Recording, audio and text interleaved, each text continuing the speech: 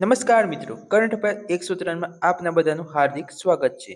આજે આપણે જોઈશું ભગવાન બિરસા મુંડાની જન્મ જયંતિ વિશે. વડાપ્રધાન શ્રી નરેન્દ્ર મોદીની ઉપસ્થિતિમાં નર્મદા જિલ્લાના દેડિયાપાડા ખાતે 15 નવેમ્બર જનજાતીય ગૌરવ દિવસની રાષ્ટ્રીય કક્ષાની ઉજવણી કરવામાં આવી.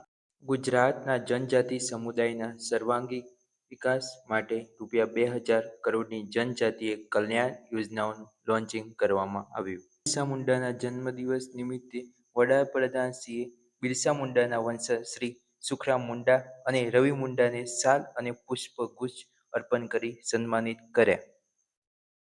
સિકલ સેલ રોગનો સામનો કરવા માટે રાષ્ટ્રીય સ્તરનું અભિયાન છેડ્યું છે. આજ સુધીમાં દેશના 6 કરોડ જનજાતિ નાગરિકોનું સિકલ સેલ હેલ્થ સ્ક્રીનિંગ પૂર્ણ.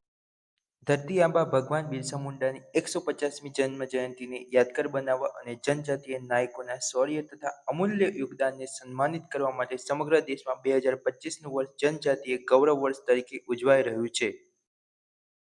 વડાપ્રધાનશ્રીએ ભગવાન બિરસા મુંડાની ઉજવણીના ભાગરૂપે સાતપુડાની ગિરિમાળામાં આવેલા દેવમોગરા ધામમાં જનજાતિઓના આરાધ્ય યાહામોગી પાંડોરી માતાના દર્શન અને એની પૂજા અર્ચના કરી હતી.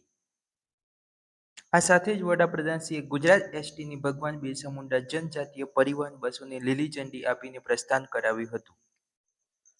જનજાતિ સમુદાયની આરોગ્ય સુખાકારી વધુ સુનિશ્ચિત કરવા માટે પ્રધાનમંત્રીશ્રીની પ્રેરણાથી ગુજરાત જીનોમ સિક્વન્સિંગ પ્રોજેક્ટ શરૂ કરનારું દેશનું પ્રથમ રાજ્ય બન્યું છે.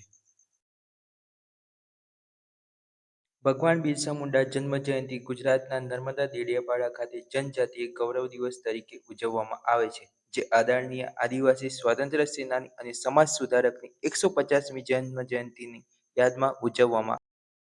ભગવાન બિરસા મુંડાનો જન્મ 15 નવેમ્બર 1875ના દિને ઝારખંડ રાજ્યમાં આવેલા રાંચી શહેર નજીકના ઉલીહાટુ ગામમાં સુગના મુંડા અને કરમી હાતુને ત્યાં થયો હતો.